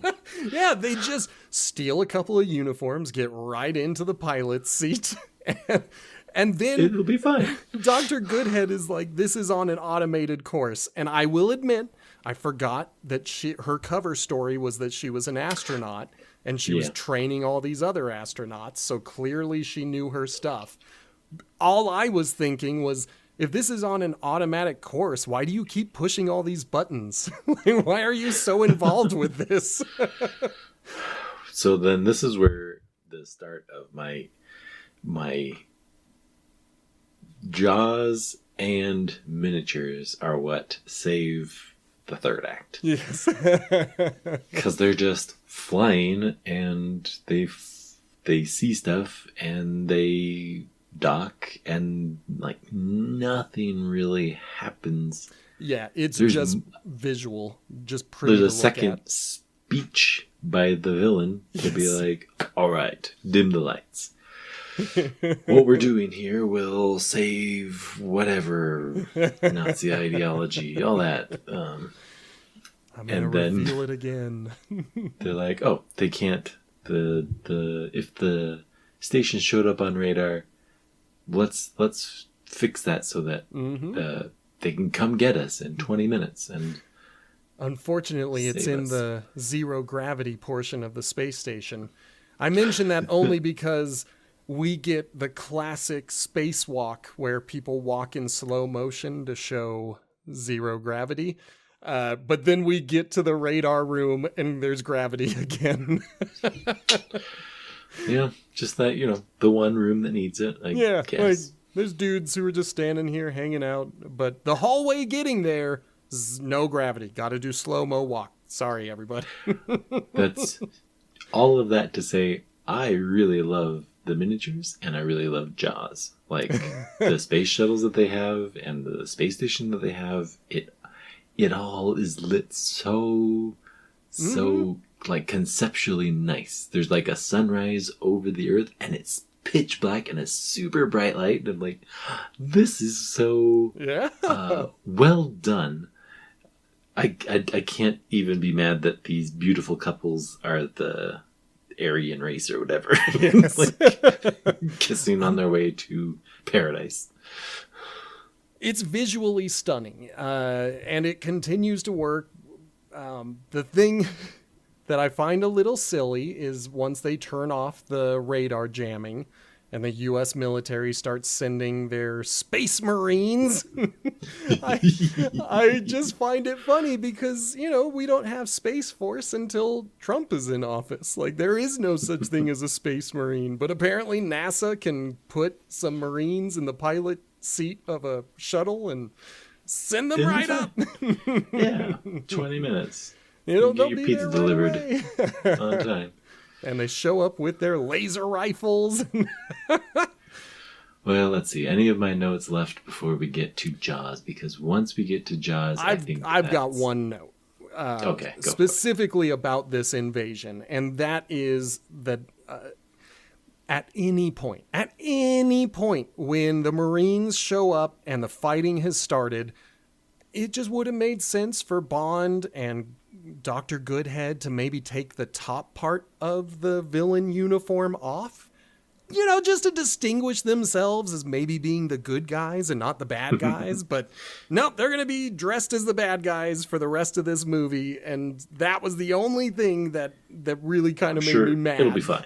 I'm sure. Yeah. And no one bats an eye at them. Like, we do see a few Marines look at them and not shoot them. The first time that Dr. Goodhead reveals herself to the Marine captain or whatever, that's it. They now know the faces of the good guys.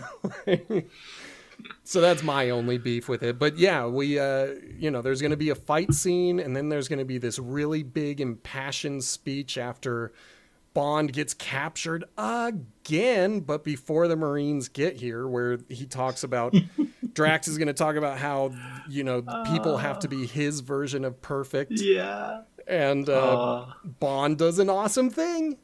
He does an awesome thing.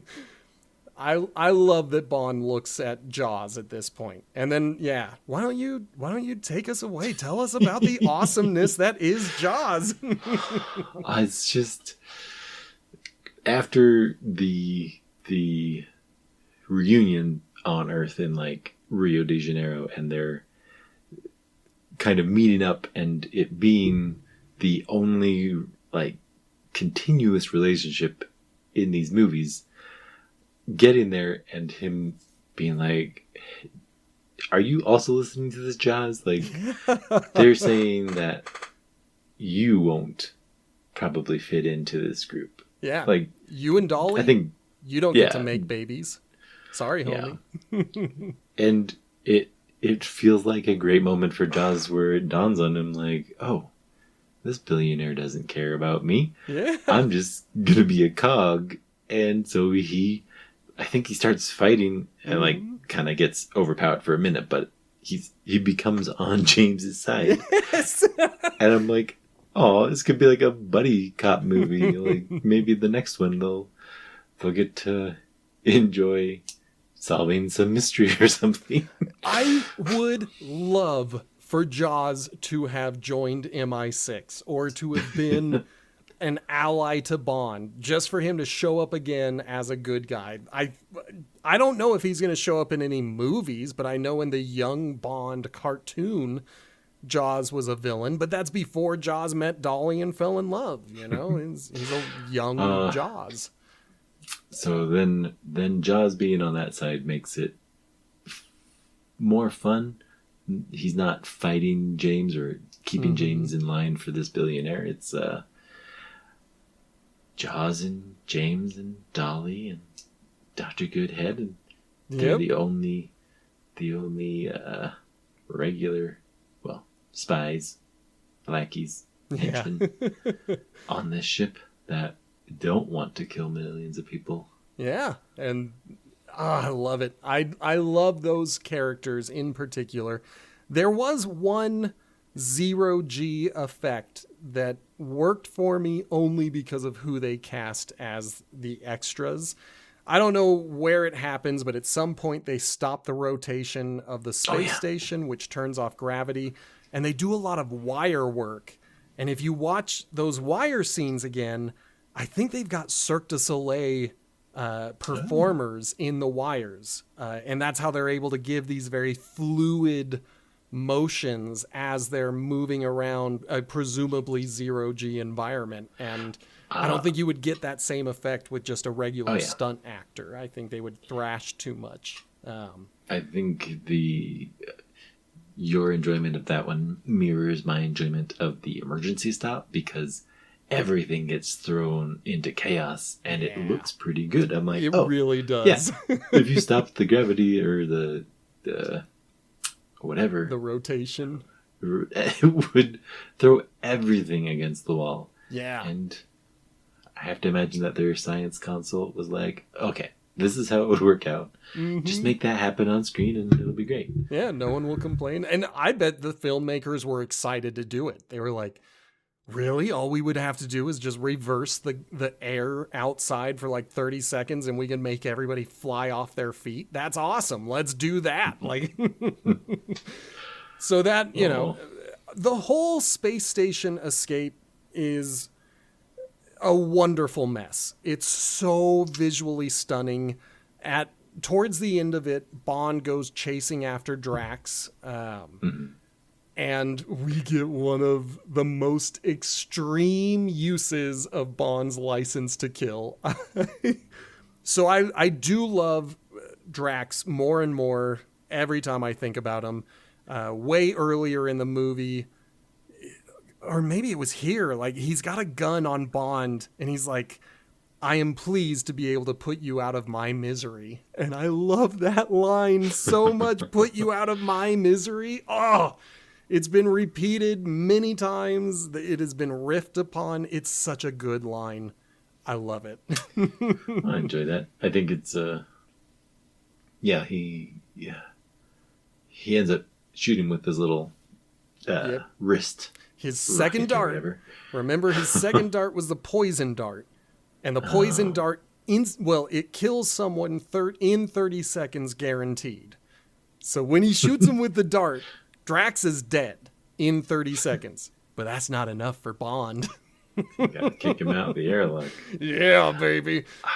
He's going to escort him out and knock him out into the vacuum of space so he can die even faster, I guess. I guess. You don't have to, do the paperwork if you have a body. Yeah. But I love it. I can't remember if it's before this or after Drax, but like you were saying, the spectacular nature of the space station fight, there's some deformation that happens on like the corridors and it looks great. Like, it's right after this. So Drax gets launched into space. They're running back to the control room because they want to remotely deactivate all the mines that have already launched.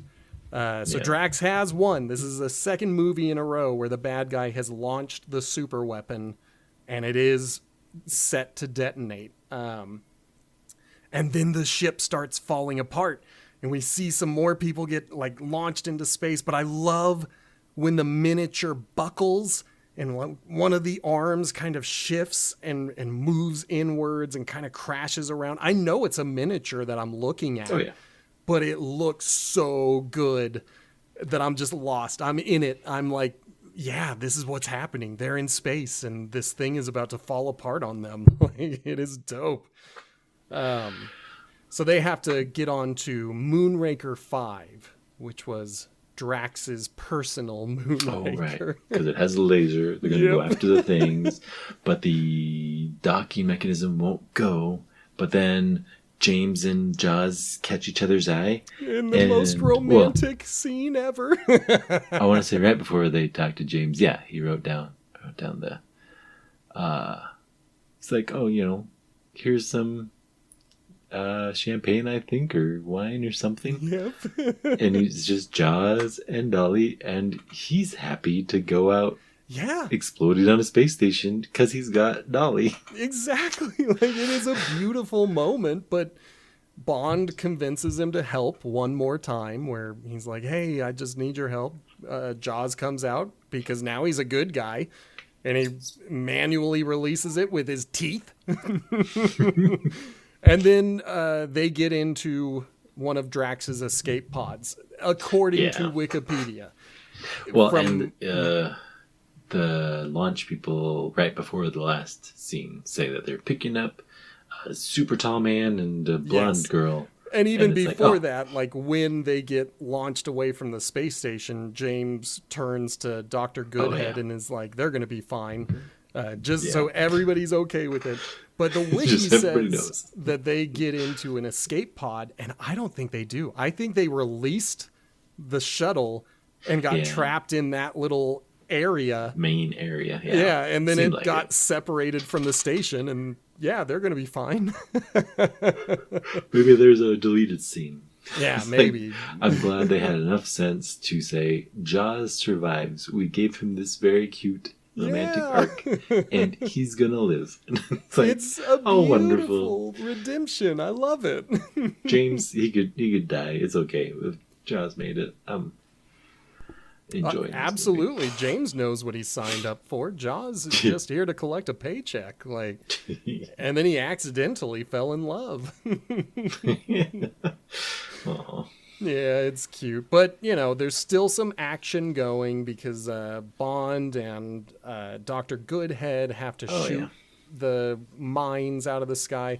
There is an exciting point where they talk about how they're going in too steep and it's causing the ship to overheat. They miss a shot at one point. Like, the movie keeps the action going. Yeah. It's not like now that the space station is blown up, we're done. There's still threat. So I feel like initially, like 40 minutes into this movie, I was like, I bet this, and this happens. And the last thing to happen is always Bond and the love interest are about to just, do something. And the lackey has to show up. But since Jaws is on James's team and gone, it feels like this last little bit of action is the only obstacle to the main character and the love interest. Yeah.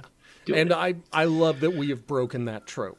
I love that our main henchman, rather than coming back for one more attack, he's a good guy now. Like, he's out with the love of his life. So, but I do laugh every time when we get the other trope of Bond getting interrupted during the lovemaking, because the setup is very good, where they're like, we've got the president patched in on our side, and then MI6 is like, we've got the queen patched in.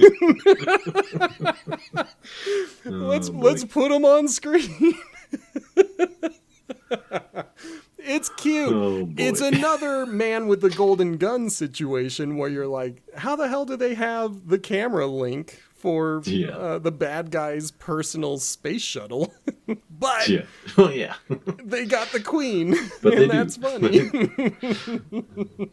they got all sorts of access. It's just gonna be, and then Bond notices the camera. I'm like, a red light turn on or something. He gives the dumbest smile in the world, and I love it. I laugh so hard. I really do love it. It's the same trope that we've had for just about every movie except for Goldfinger, but I love it. I love it every time. I enjoyed it probably more than I should have, but it is a guilty pleasure. Yeah, and I think it's the president and the queen that sells it for me. If they didn't do the whole production of, we gotta thank our heroes, there's an American and a British spy out there in space who just saved the day, get all of our top brass in one room. We're all going to get in here and say thank you to them. It's going to be the most special thing for these agents. Oh, it works for me. It works for me. But we've made it through another movie. And, I'm going to be honest with you. Well, let me do my spiel and then we can talk about it. So on this show, when we talk about ratings, we're talking about an average of 1 to 10. I personally don't do decimals. Justin likes them. I'm not going to hold it against him. But for us, the middle, the average, the thing that would say it's an okay movie is a 5 out of 10.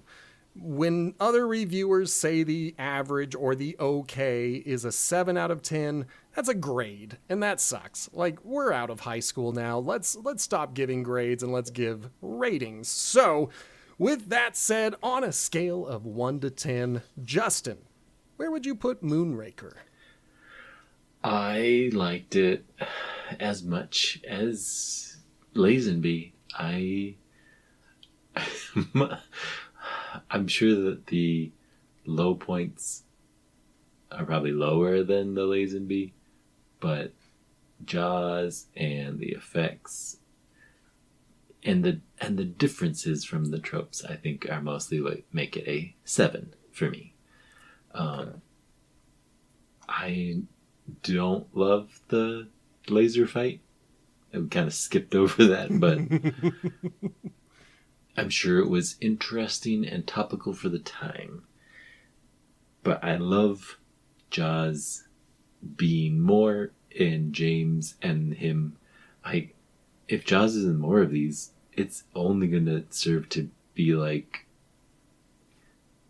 M and Money Penny. Like, here's this one person that knows James. I can't believe I left it out.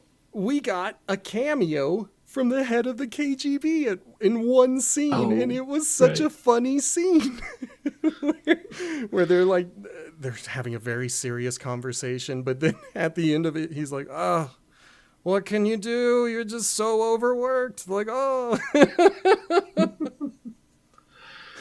Oh, sorry. I just had to throw that in because when you were talking about Jaws being one of those returning characters, I'm like, oh, I forgot another returning character who really put a smile on my face. I liked it. I liked it as much as Lazenby because it was really, the effects were better than that one. Oh, yeah. The suffering of the plot might have been a little bit tough. Like, it kind of comes together as a big world-ending threat. Mm-hmm. James solves it with effort, and bonus, we reform a henchman, and several of our tropes are tweaked just enough to make this memorable. Okay, so 7 is where you are at. I got it in the notes. Now, when we started this, I said that I was like, this is the most 5 a 5 could be. Like, this is right there in the middle. And talking about it, I realized I'm wrong. There's more to like about this movie than to dislike about this movie. Like, the things I hate, I really hate. And I try to forget about them. But this movie is so charming, and it is so good. And in an era of filmmaking where everybody was influenced by Star Wars, I think Moonraker did it best. So many movies were like, we got to make a Star Wars, and they made forgettable slop that is really only remembered for being a B movie or a forgotten piece of garbage. And then you got James Bond, who's like, all right, we'll go to space and we'll do it good. And they did. And it's very good.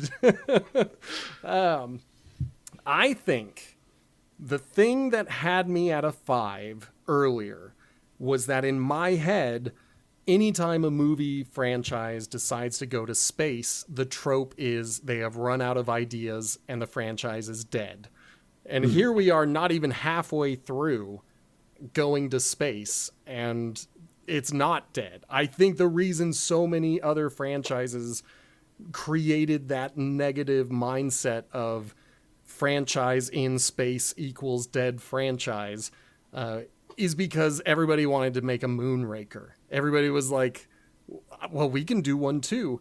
And the next time you go on an MCU watch through and you get to Black Widow, you'll see when we first meet Natasha, she's watching Moonraker. And then the red room that's in the sky kind of looks like Drax's base. Like, it's a movie that was heavily influenced by Moonraker, and that was like 30 years later that they made that movie. Or 40 years. I'm doing math bad. So this movie has a lot of influence, mostly for the negative, but that's not this movie's fault. It is because so many other franchises were like, well, if Bond can do it, we can do it. And no, they cannot. Fast and Furious in space cannot. I love Jaws. I really love Drax. There's so much to this movie that works. The other thing that I've kind of held as a criticism of this movie is that it feels very much like a continuation of The Spy Who Loved Me. So The Spy Who Loved Me worked really well, and they were like, okay, let's take the elements that worked well. We're going to have a female spy. We're going to have Jaws. We're going to have an insanely wealthy business person who wants to destroy the world. All of these plot beats are just a repeat from The Spy Who Loved Me. And yet it works. It works so well. And both movies are completely different movies in my head. Like, when I watch them, I don't watch them thinking like, oh, I could watch one or the other. No, I watch them back to back. And I enjoy them back to back, you know? I was expecting not to enjoy this one because I didn't know anything about Moonraker. It just sounded like a very hokey name. Yes. Like, what is Moonraker? And so, you know, shocking the world over, we agree on the rating. I am raising it up to a 7. I am with you on the 7. I think this is a really great movie. It's not the best thing in the world. I think your average person, I think more than your average people, like, would enjoy it because just the quirkiness of Jaws and his new girlfriend is enough to be like, oh, everything's going to be fine. It's very cute. They're in love. Dolly is an amazing character. And I love it for Jaws that he's got a girlfriend. It's so cool. Yeah, so 7s across the board obviously means the show average is a 7. And if I am not mistaken, that is our highest rated movie in the franchise so far. Yep, combined, yes. I gave Lazenby also a 7. Yes, yes.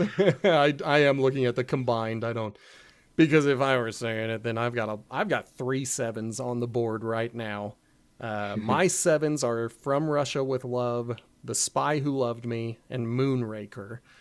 And I know that when we get to GoldenEye, at least, and definitely when we get to the Daniel Craig era, we might get an 8 out of me, maybe even a 9. I mean, I rewatched the Casino Royale, and it's a little different. Like, I enjoyed the beats. We'll have to get there because I don't know that I felt like that one was my favorite of the Craigs, and it might just I'm be going to tell pretty you right average. now, without any hesitation, Skyfall is my favorite of the Daniel Craigs. Okay. I hated it the first time I watched it. I saw it in theaters, and I was like, I wasted my money. This sucks. And then I watched it at home with someone who was like, well, I never saw it. I want to see it. And I was like, all right, whatever. And I was like, dang it, it's great. I must have been in a bad mood when I watched it. Very possible. All right, so we'll have to see what happens when we get there. But for now, we are going to close it out. You can leave a review or a comment or, I don't know, share it. Whatever you do to interact on your platform of choice, That really does help out this podcast. So if you want to do that for us, that would be wonderful. If you would like to check out the shorts that we make, which really are just our voices, but condensed way down, you can find that on YouTube, TikTok, and Instagram. And then, of course, you can email us at potatochippicturespod@gmail.com. My name was B. Sammy Davis. I'm Justin. Potato Chip Pictures and Bond will return in For Your Eyes Only. Justin, take us out of here! Goodbye. Oh, I love it. I love